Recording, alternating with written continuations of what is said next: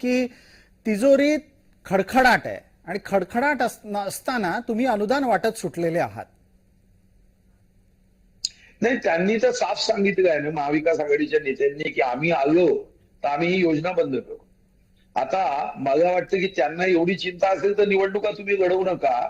आम्ही सरकार बनवून तिजोरीचा खडखडाट तुम्हाला जो दिसतोय तो खडखडाट करता येईल ना.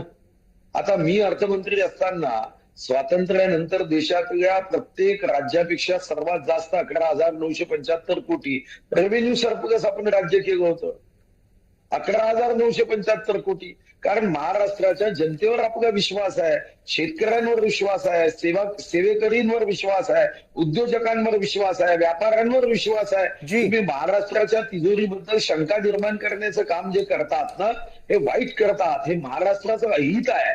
महाराष्ट्राला कारण नसताना अरे तुम्हाला बदनाम करायचं असेल तर आकडेवारी सांगा ना. तुम्ही कर्ज झाले सांगता. शरीरातलं रक्त जेव्हा तपासलं जातं पॅथॉलॉजीमध्ये तेव्हा पॅथॉलॉजिस्ट किती लिटर रक्त आहे असं सांगतो का? तो हिमोग्लोबिन किती % आहे हे सांगतो. कर्जामध्ये कर्जाचा आकडा नसतो.